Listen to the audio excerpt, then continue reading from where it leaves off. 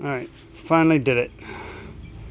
For any of you guys in the world of YouTube and old mountain biking, this fork here caused quite a bit of wrist issues. So after numerous debating, and I bought a used fork off of eBay. It's an air fork, Marzocchi or Marzocchi, whatever.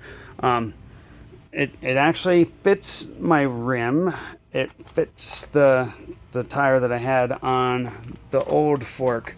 My issue was this here sits quite a bit further out than, if I can get this thing to focus here, than these here, which are sunk a little further back in.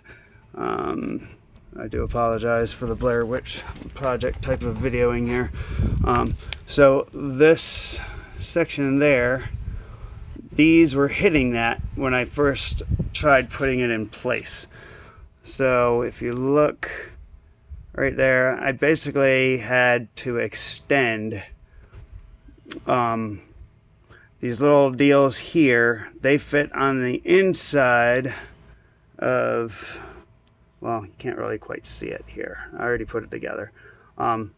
This section here was a threaded insert that I ended up taking all the prongs and making them flat, and then I drilled a small hole into them. I guess I should have made a video of this entire process, but I just wanted to make it work. But so anyways, it's kind of like a T-nut, and I had to put that inside this here, and while this was spinning around, I took my handy dandy cutoff wheel tool. So while the both of them are spinning, I got that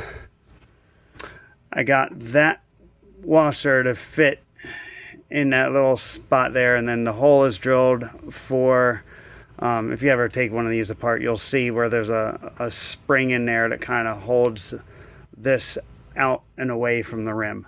But yeah, I was not able to get the pieces that were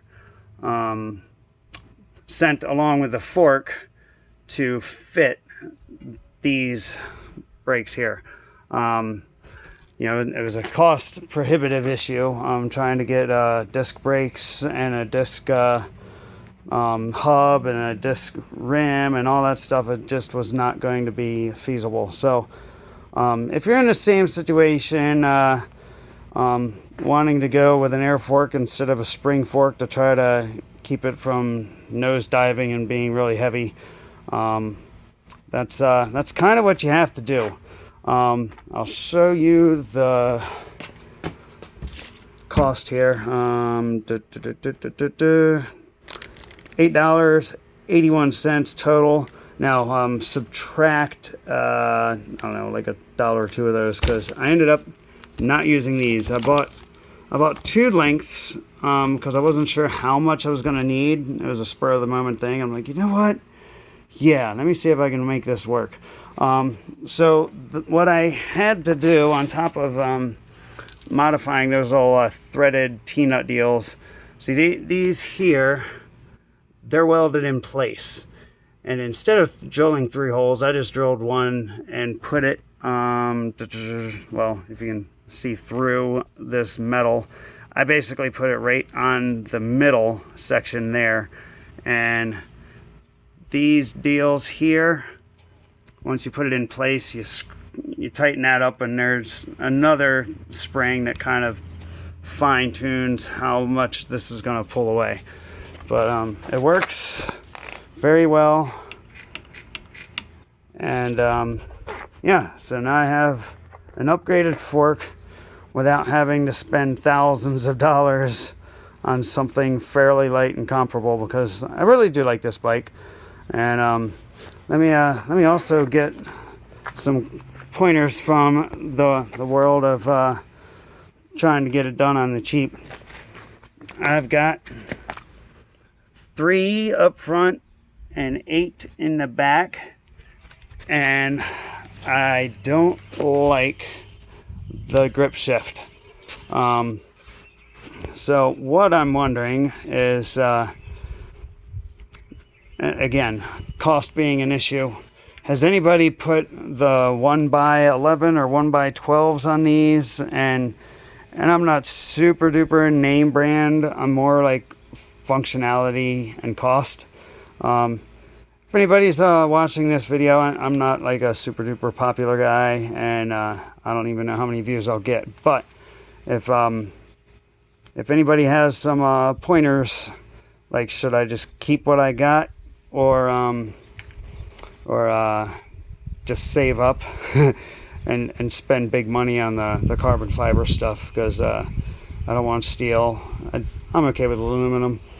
But anyways, I'm rambling. So if anybody else had this issue with the Marzocchi forks, there is a way to do it. I used thread lock, and I used this park tool grease on the inside, you know, for the moving parts.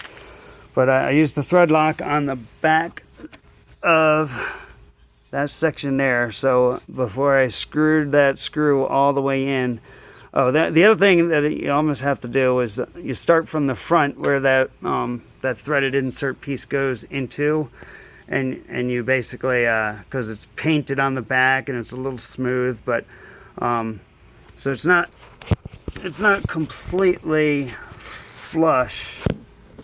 If you can kind of see that, it's not super duper perfect there, but and that's why I went ahead and did some thread lock. And this other nut that you're seeing right on the back side of that T, that is tightened up against this deal here. If I can even get my, okay, so this that I'm pointing at is tightened up against this one here. You can kind of see where I drilled a hole. So that way that whole deal is tight. And I used thread lock on the inside of this piece here that goes to the inner side of, well, one of these deals there that gets screwed in to the inner side of that threaded piece. Now I did have to cut off, excuse me, I did have to cut off about half the threading on this deal here because of where the thread ended on that screw. But it's nice and tight. It works. Anyways, sorry for the bad videoing, but again, if somebody was in the same situation, it can be done yourself with a little bit of a couple do-it-yourself tools and MacGyvering. Later. God bless you guys. Bye.